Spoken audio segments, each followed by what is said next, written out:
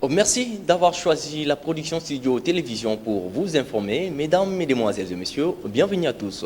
Dans l'actualité, Félix Antoine Tshisekedi Tshilombo, président de la République démocratique du Congo et les visiteurs officiels du président ghanéen Nana Akufo-Addo ce jeudi 20 octobre. C'est pour 24 heures que cette visite de travail est prévue dans l'agenda du président de la République. Suivant. En provenance de Londres, le chef de l'État, Félix Antoine Tshisekedi Tshilombo, est arrivé ce jeudi 20 octobre à Accra. Le président de la République entame une visite de travail et d'amitié de 24 heures au Ghana. Il a été accueilli par un ministre du Ghana et la délégation officielle congolaise conduite par Christophe Lutundula, vice-premier ministre et ministre des Affaires étrangères. La communauté congolaise du Ghana a réservé un accueil très chaleureux au chef de l'État. Durant cette visite officielle, les deux chefs d'État, Félix Tshisekedi et Nana Akufo-Addo, vont parler des sujets d'intérêt commun, notamment la lutte contre le changement climatique pour affiner une stratégie africaine en vue de la COP27 en novembre prochain en Égypte. Toujours à la présidence, après la conférence sur l'Afrique organisée par Financial Times, Félix Tshisekedi a été l'invité à Chatham House, toujours à Londres, pour échanger avec les experts de l'Institut royal des affaires internationales. C'est pour la première fois qu'un président congolais soit invité à ces salons d'échange. Les détails dans cet élément. Le président Félix Tshisekedi a été l'invité d'une conférence spéciale organisée le mercredi 19 octobre à Chatham House, Institut royal des affaires internationales. C'était la première fois qu'un chef d'État de la République démocratique du Congo s'exprimait dans ces prestigieux think tank britanniques. Le président a dressé un tableau global de la RDC en présentant les atouts de notre pays dont le potentiel économique n'est plus à démontrer. Il a fait un bref bilan de son action à la tête du pays marqué par des progrès notables en termes de respect des droits de l'homme et des performances économiques avec le triplement du budget de l'État en 2 ans passant de 4 à 12 milliards de dollars et une croissance économique estimée à 6% pour 2023. La séance des questions-réponses a été centrée sur la situation sécuritaire à l'est du pays, la préservation de l'environnement et l'exploitation de minéraux. Le chef de l'État a rassuré les participants sur les avancées notables du pays en matière de bonne gouvernance. Ayant séjourné à Londres, au Royaume-Uni, le président de la République démocratique du Congo, Félix Antoine Tshisekedi Tshilombo, a saisi son temps pour conférer avec la diaspora congolaise vivant dans l'espace britannique. L'essentiel de ces échanges dans cet élément rendu par Charles Mouzadi. Le chef de l'État, Félix Antoine Tshisekedi, a profité de sa visite à Londres pour rencontrer une délégation de la communauté congolaise vivant au Royaume-Uni. La rencontre a eu lieu le mercredi dans la soirée dans un hôtel du centre de la capitale britannique. Le chef de l'État a d'abord présenté la situation globale du pays et a ensuite expliqué à ses compatriotes pourquoi, jusqu'à présent, il privilégie la voie diplomatique pour résoudre le problème de l'agression à l'est du pays. L'option de la guerre sera une option ultime si la diplomatie échoue. Le président de la République a exhorté la diaspora congolaise à s'engager pour plaider auprès des autorités de leur pays de résidence la cause de la République démocratique du Congo et d'expliquer la réalité des faits de l'agression subie injustement par la RDC. Les représentants de la diaspora congolaise ont exprimé le souhait de participer aux élections de 2023 comme Congolais de l'étranger. Le président a écouté leurs doléances et il s'en fera l'écho auprès de la CENI chargée de l'organisation des scrutins présidentiels et législatifs de l'an prochain. À l'Assemblée nationale, c'est avec une majorité écrasante que les députés nationaux ont rejeté la motion de défiance contre le ministre des Transports, Voies des Communications et Désenclavement, Chéribin Okende. C'était lors de la séance plénière de ce mercredi 19 octobre 2022, après débat sous l'égide de l'honorable président Mbosso Kodia Mpwanga.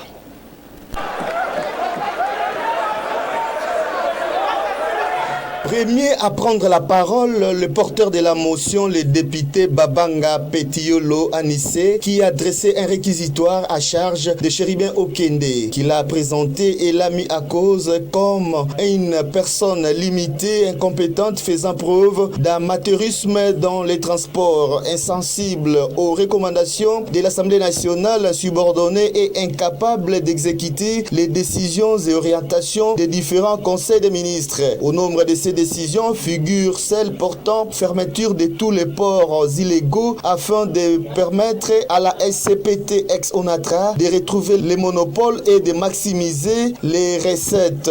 Lors du débat, 37 députés sont inscrits pour relever les lacunes dans la forme et le fond de la motion. Dans la forme, la motion s'examine 48 heures après son dépôt. Selon les règlements intérieurs, cette initiative de contrôle parlementaire l'a été 168 heures après son dépôt. Intervenant par motion d'ordre, le député national Jacques Joly a sollicité et obtenu l'arrêt du débat avant que Charles Nawej n'intervienne pour que la motion incidentielle des rejets de la motion de défiance, ouvrant ainsi la voie au vote à main levée. Le ministre Chéribin Okende Senga a été tiré des griffes des députés pétitionnaires. Le président de la délégation syndicale de l'ex-ONATRA, trouvé au hall du Palais du Peuple, n'a pas caché sa satisfaction après le rejet de cette motion.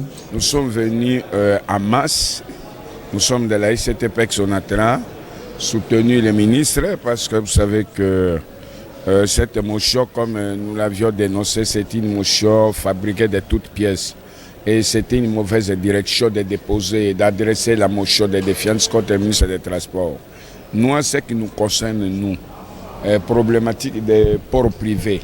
Mais cette responsabilité revient d'abord au vice-premier ministre, ministre de l'Intérieur, au ministre d'État, ministre de la Justice.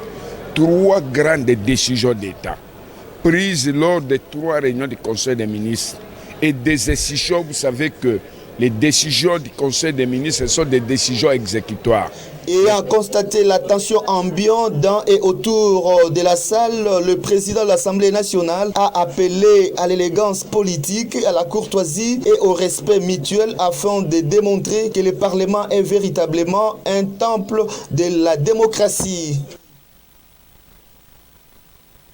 Restant toujours à l'Assemblée nationale, à l'issue de cette plénière du mercredi 19 octobre, où la motion de défiance contre le ministre de Transport Chéribin Okende a été rejetée par le député national Jean-Paul Sengiobé, le député national livre les insuffisances et limites de la démarche de pétitionnaires qui n'ont pas tenu compte de certains paramètres. Il était au micro de Roger Bondengele. Moi, je devais prendre la parole pour dire qu'elle était inopportune, impertinente et mal dirigée. Inopportune dans la mesure où, pendant que l'attention devait être beaucoup plus mise sur la situation sécuritaire, notamment à l'Est, vous savez ce qui se passe à Bunagana, au Nord Kivu, à Rutshuru, à Beni, à Ituri. Non, je trouvais qu'on a donné plus d'importance à cette question, alors qu'il y avait d'autres questions plus urgentes et plus importantes. Deuxièmement, impertinent dans la mesure où lorsque vous lisez les contenus de la motion, et je crois que vous avez suivi les collègues, on a pratiquement mis en cause le contenu. On a trouvé qu'il y avait des choses qu'on devait plutôt reprocher à l'ensemble du gouvernement. Insubordination, mais on n'a pas démontré effectivement en quoi les ministres étaient insubordonnés, amateurisme. Bref, le contenu était aussi posé problème. Troisième chose, je crois que vous l'avez suivi aussi, mal dirigé, parce qu'en fait, en réalité, on remettait en cause l'ensemble de l'action du gouvernement. Et vous avez suivi que beaucoup de collègues ont trouvé qu'il fallait plutôt une motion de censure qu'une motion de défiance. Les ministres Okende ne pouvaient pas être la victime expiatoire. Alors, une leçon à tirer, c'est que la motion vient de la majorité et on voit une majorité qui veut dévorer, bouffer ses propres enfants. Et ça pose un problème d'ordre politique. Je crois qu'au niveau de la majorité, il y a des signaux de malaise et qui, politiquement, devraient plutôt faire réfléchir. Et je pense que c'est l'une des leçons importantes à tirer de ce que nous venons de vivre tout à l'heure. la chambre basse du Parlement et rendons-nous cette fois-ci à la chambre haute où la délégation des anciens présidents de deux chambres du Parlement, conduite par Léon Kengo Wadondo, ancien président du Sénat, a plaidé le mercredi 29 octobre pour le paiement des arriérés du collectif. C'était au cours d'un échange avec l'actuel président du Sénat, Modeste Bati Lukwebo, qui a reçu en audience une délégation sud-coréenne juste après. Une délégation des anciens présidents de l'Assemblée nationale et du Sénat ont échangé ce mercredi 19 octobre avec l'actuel président du Sénat sur les statuts des anciens présidents de deux chambres du Parlement. La dite délégation a plaidé auprès du numéro 1 du Sénat congolais, Modeste Bati Lukwebo, de la non-applicabilité de la loi sur le statut des anciens présidents du Sénat et de l'Assemblée nationale. Il sollicite ainsi la prise en compte de cette loi dans le budget 2023 en cours d'examen au Parlement. Les hôtes du président du Sénat réclament tous une bonne prise en charge par l'État congolais. Notons que Thomas Louaka et Oban Minaku, tous des speakers honoraires du Parlement, ont fait partie de la délégation. Par ailleurs, le président de la Chambre haute du Parlement a été informé de la célébration de l'année prochaine du 60e anniversaire de la coopération bilatérale entre la République démocratique du Congo et la République du Corée du Sud au cours d'une audience qu'il a accordée le même jour à l'ambassadeur de ce pays, Joe Jaichel, nouvellement accrédité en Kinshasa. Après avoir présenté ses civilités, l'ambassadeur sud-coréen a également rassuré le président du Sénat du renforcement de la diplomatie parlementaire entre les deux pays. Autre chose, à présent, situation sécuritaire dans le Grand Bandundu. Après sa mission pastorale à Kwamouth, le cardinal Fridolin Ambongo a présenté ce jeudi 20 octobre son rapport au Premier ministre Jean-Michel Sama Lukonde. Plus de détails dans cet élément de reportage. En audience ce jeudi 20 octobre 2022 à la primature, le cardinal Fridolin Ambongo est venu présenter les rapports de la mission pastorale qu'il a effectuée tout récemment dans le Grand Bandundu, précisément à Kwamouth, où sévit depuis quelques mois le conflit ethnique entre les communautés Teke et Yaka. S'est confié à la presse à l'issue de cette audience, le cardinal Ambongo a indiqué qu'au cours de ses voyages missionnaires, dans une partie de son archidiocèse, il a enregistré des observations qu'il a estimées important de partager avec les chefs du gouvernement pour des solutions appropriées. Je suis venu échanger avec le Premier ministre et en même temps lui remettre la synthèse de mon rapport de visite dans le territoire de Kwamouth. Vous savez tout ce qui se passe actuellement dans le territoire de Kwamouth. Et moi, en tant que pasteur propre de cet archidiocèse de Kinshasa et Kwamouth, une bonne partie se trouve dans mon archidiocèse. J'avais fait une visite pastorale, la première fois le long du fleuve, jusqu'à Kwamouth cité. J'ai continué ma visite jusqu'à Massiakwa, sur la rivière Kwa. J'ai eu des observations qui me paraissaient importantes et avant de faire quoi que ce soit, j'avais estimé qu'il était tout à fait légitime que j'échange avec le Premier ministre là-dessus, ce que j'ai fait. Pour rappel, c'est en début du mois d'août que la cité de Kwamouth, à une centaine de kilomètres de la capitale Kinshasa, est le théâtre de violents affrontements à l'arme blanche entre les communautés Teke. Restons toujours à la primature. En prélude de la COP 27, le Premier ministre Jean-Michel Sama Lukonde a reçu dans son cabinet de travail Arlette Sunda, envoyé spécial du président de la République du Congo, Danou Sassou Nguesso. Au centre de leur échange, les questions relatives à la position commune de pays membres du bassin du Congo. Le ministre brazzavillois de l'Environnement, du Développement durable et du bassin du Congo et ministre de la coordination technique Arlette Sunda était porteuse d'un courrier du président Denis Sassou Nguesso adressé à son homologue Félix Tshisekedi Tshilombo de la République démocratique du Congo. Dans ce courrier est abordée la question de la position commune de pays membres du bassin du Congo lors de l'événement parallèle décidé par les 54 États africains au travers de 3 commission dédiée aux questions du climat en vue d'avoir un lieu de concertation pour un nouveau narratif commun que les chefs d'État africains devront porter dans le cadre de leur plaidoyer à la COP27. Il faut noter que Denis Sassou Nguesso est également président de la commission climat du bassin du Congo, l'une des institutions de l'Union africaine. Au sortir de l'audience, Arlette Sunda s'est confiée à la presse. Ils m'ont envoyé remettre une lettre une lettre adressée à son Excellence Monsieur le Président de la République démocratique du Congo, Monsieur Antoine Félix Tshisekedi. Et j'ai eu l'immense honneur d'avoir été reçu par son Premier ministre, qui venait de me recevoir pour lui remettre ce courrier du président Sassou, dans lequel il est abordé le futur événement parallèle qui se tiendra à Sharm el-Sheikh, en République arabe d'Égypte, relatif à tout ce qui porte sur le climat. Nous, 54 États africains, au travers de 3 commissions dédiées sur les questions de climat, les chefs d'État, donc nos chefs d'État, ont décidé donc d'avoir un lieu de concertation, avoir un nouveau narratif qu'ils vont porter dans le cadre du plaidoyer, parce qu'aujourd'hui, le bassin du Congo, pour ne parler que de notre zone géographique, nous portons 10% de la biodiversité mondiale.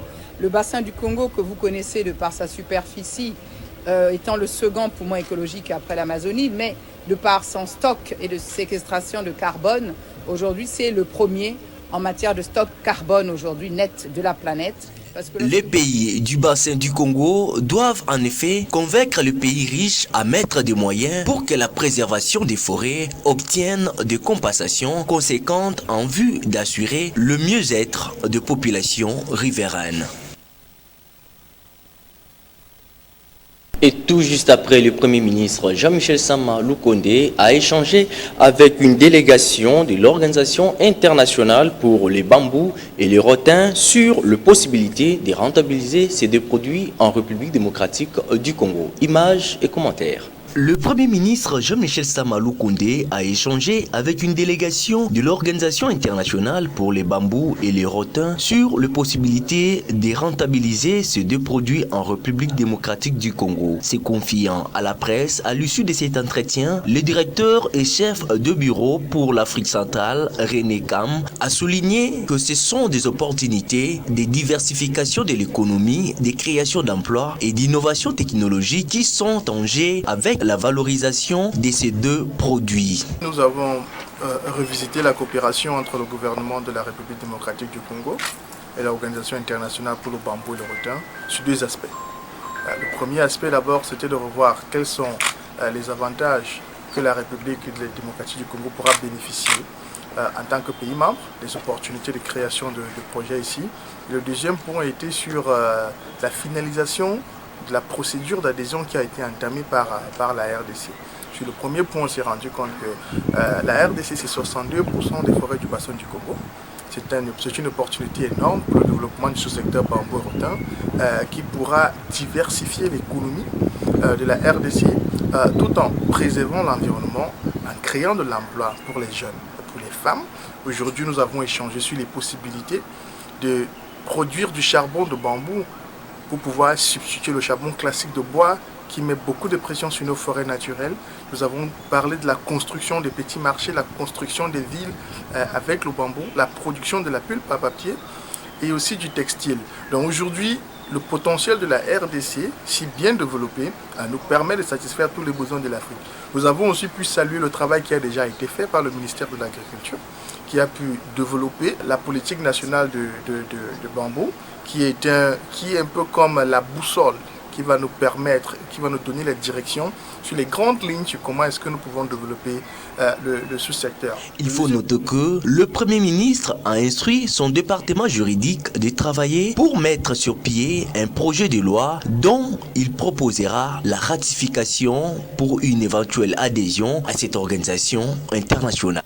Et depuis les États-Unis où elle séjourne, la ministre des Mines, Antoinette Samba Kalambay, a plaidé ce jeudi 20 octobre par visioconférence pour la mise en place d'un fonds de crédit minier et l'implémentation de l'usine de raffinage du cobalt en République démocratique du Congo. On les suit dans cet extrait choisi par Gaël Devia. Intervenant en qualité de ministre des Mines de la République démocratique du Congo, je tiens à affirmer l'engagement de son Excellence, Monsieur Félix Antoine Tshisekedi Tshilombo, président de la République démocratique du Congo et chef de l'État, qui a toujours exhorté les membres du gouvernement à travailler dans le sens d'établir une chaîne de valeur durable du cobalt, maintenant que nous sommes en pleine transition énergétique. Cet engagement est traduit au quotidien par le gouvernement dirigé par son Excellence Jean-Michel Samalukonde Kyenge, Premier ministre, qui tient à maintenir une relation privilégiée avec nos partenaires que vous êtes pour qu'ensemble nous puissions relever le défi de l'approvisionnement responsable en minerais critiques pour une transition énergétique réussie et c'est dans l'intérêt de la planète. La République démocratique du Congo a, depuis bientôt 2 décennies, adhéré et mis en œuvre pratiquement toutes les initiatives de traçabilité et de certification pour un approvisionnement responsable en minerais. L'on conviendra que malgré le fait que la République démocratique du Congo soit le bon élève de la traçabilité et de la certification des minerais, mon pays constate qu'après toutes ces années, les exploitants artisanaux, fournisseurs d'au moins 20% du cobalt utilisé par les industries en aval, demeurent dans un état de précarité. La République démocratique du Congo entend devenir un exportateur de produits miniers raffinés. Aussi, nous attendons de vous la création de joint venture pour l'implémentation des unités de raffinage du cobalt en République démocratique du Congo. Justice à présent, 5 accusés devant le tribunal militaire dans la prison de Ndolo à Kinshasa. Ils sont présumés responsables de l'assassinat en 2021 de l'ambassadeur d'Italie en République démocratique du Congo, Luca Attanasio, tué par balle après avoir été pris en embuscade. Ils nient le fait pour lequel ils sont reprochés. Regardez. La petite tente dans une cour de la prison de Ndolo à Kinshasa reflète mal l'importance du procès qu'elle abrite. Les 5 hommes qui comparaissent sont accusés de l'assassinat de l'ambassadeur d'Italie en République démocratique du Congo.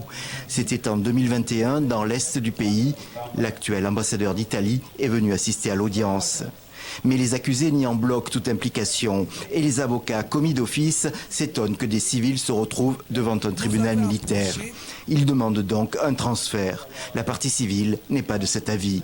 Je suis très certain que la défense a consulté le dossier et s'est réalisé qu'effectivement, il y a eu usage d'armes de guerre et qu'à ce sujet, la compétence de la juridiction, la compétence personnelle des juridictions militaires est justifiée par cet alinéa.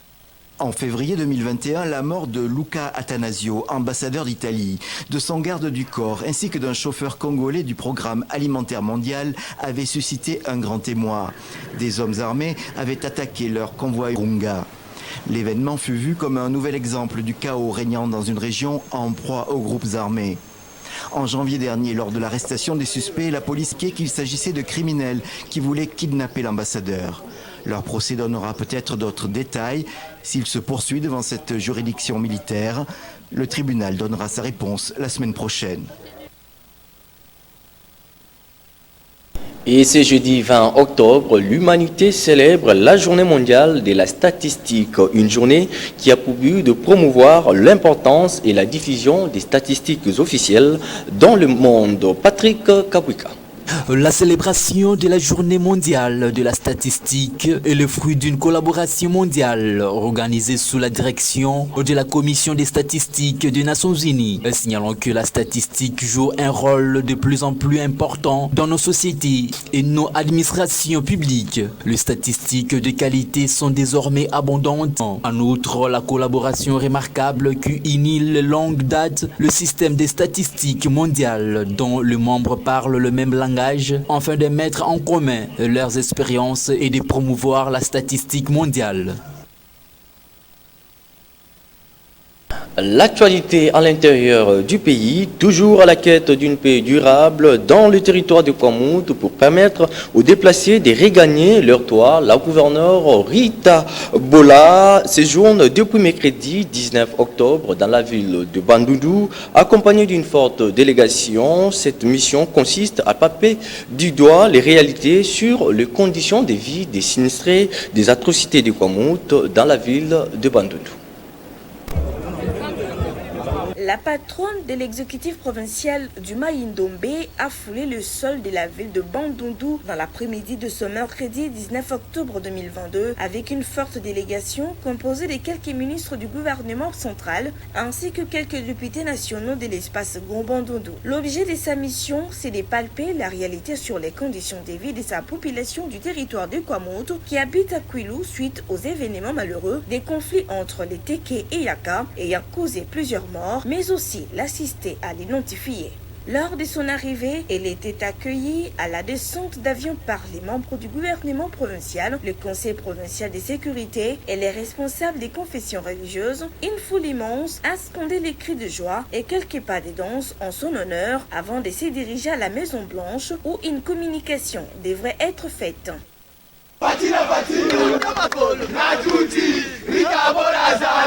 Rappelons que quelques sinistrés de Kwamout vivent dans les Kwilu depuis un moment. Ils ont quitté leurs habitations habituelles à cause des atrocités entre les deux tribus qui s'entretuent.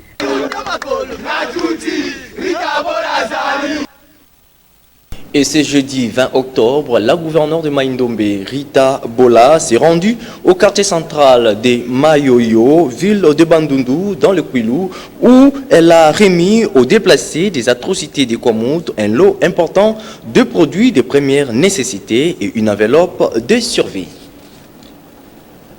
L'actualité se poursuit, mesdames, mesdemoiselles et messieurs, mais rendons-nous dans la province de l'Ituri sur instruction du gouverneur militaire, l'administration militaire du territoire du Roumou, le colonel Siro Simba et les partenaires du gouvernement congolais, dont la MONUSCO, ont débuté depuis mardi 18 octobre à Kamanda les différentes consultations afin de trouver une piste de solution au problème.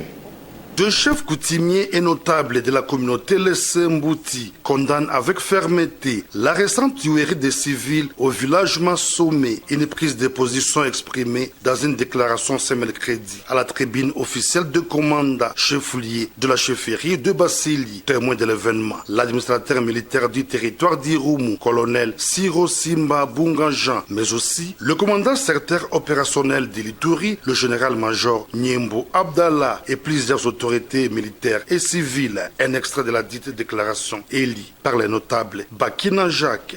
Les autorités coutumières et les membres de la communauté Lessembouti s'engagent à jouer son rôle de sensibilisation pour encourager ses fils et filles de ne pas se faire manipuler par les ennemis de la paix. Appelle les brebis galeuses au mieux perdu ici de sa communauté de s'abstenir de toute activité criminelle de quelque nature que ce soit, sur toute étendue de la chefferie et de revenir au bon sens pour cultiver plutôt la paix et l'amour entre tous, gage de notre prospérité partagée. Le général Nyembo Abdallah, commandant secteur opérationnel de l'Ituri, réitère la détermination des forces armées sous le commandement du lieutenant-général Lubuyanka Johnny de traquer tous les groupes armés réfractaires au processus de paix. d'engagement et ma groupe de signer. Lakini sie kama force ya defense tunarespecte hiyo mkataba, lakini tumegundua chini kama wengine hawarespektani, wanatembea juu ya ile engagement. Sasa sie hatuwezi choka, nawaambia kwa ukweli, haiko faiblesse. Signalons que cette déclaration intervient 24 heures après une consultation communautaire initiée par l'administrateur militaire du territoire du Roumou en collaboration avec certains partenaires de l'administration militaire afin de renforcer la cohabitation. Parlons sport. À présent, ça y est, l'Asvel Club vient de gagner son ticket pour la phase de groupe de la Ligue des Champions, abattant au tir au but le RC Kadiogo du Burkina Faso. Après un nul de 0 buts partout au match aller comme au match retour, le Moscovite était obligé par le tir au but pour décrocher sa qualification et éviter le débarrage contre le Saint-Éloi Lupopo qui attendait le perdant de ces matchs. Félicitations au poulain de Raoul Chongo. L'actualité africaine, les autorités maliennes ont accusé la France des tentatives de déstabilisation et de violation de l'espace aérien. Lors d'une réunion du Conseil de sécurité le 18 octobre, le gouvernement malien sollicite un arbitrage des Nations Unies et exige l'arrêt total des opérations de la France. Les détails dans cet élément de reportage. Dans la salle du Conseil de sécurité de l'Organisation des Nations Unies, une mise en garde du Mali à l'encontre de la France. Abdoulaye Diop, le ministre des Affaires étrangères, accuse la France d'agression grave et d'espionnage. Le membre du gouvernement de transition critique également le silence des Nations Unies face aux manifestations successives des Maliens appelant à la fin des activités de la France dans ce pays d'Afrique de l'Ouest. Le gouvernement renouvelle sa demande d'avoir une réunion spécifique du Conseil de sécurité, qui lui donnera l'occasion de présenter des preuves concrètes des actes de duplicité, d'espionnage et de déstabilisation de la France à l'encontre du Mali, y compris le partage de renseignements et le largage de matériel au profit d'organisations criminelles qui sont à l'origine de l'insécurité et des violences contre les populations civiles. Les tentatives de déstabilisation et les violations répétées de l'espace aérien du Mali par les forces françaises, telles que le formule le ministre des Affaires étrangères, font suite à des précédents déjà condamnés plus tôt par Abdoulaye Maïga, le Premier ministre par intérim du Mali, lors du débat général de la 77e session de l'Assemblée générale des Nations Unies. L'ambassadeur français, Nicolas de Rivière, s'indigne et demande des preuves. Je regrette profondément les accusations graves et infondées portée contre la France de manière répétée par les autorités de transition maliennes. Je rappelle que la France s'est engagée pendant 9 ans aux côtés du Mali, à la demande de ce pays, pour combattre les groupes armés terroristes et que 59 soldats français ont payé le prix de leur vie dans ce combat. Les autorités du Mali ont renouvelé leur demande d'une réunion spécifique du Conseil de sécurité de l'ONU pour présenter des preuves concrètes de l'implication de la France dans ce qu'ils considèrent comme des actes de fragilisation et de déstabilisation du pays qui traverse une phase de transition. Vous avez donc compris, ainsi s'achève complètement cette grande édition du journal de la production studio télévision coordonnée par Charles Mouzadi. C'était le concours technique était assuré par Richard Vuidi, JC Mavouba, ingénieur Minga et du maestro Kankou Kabasele. Vous l'avez aimé et grand merci à vous de l'avoir suivi et surtout restez branchés sur les antennes de la PSTV.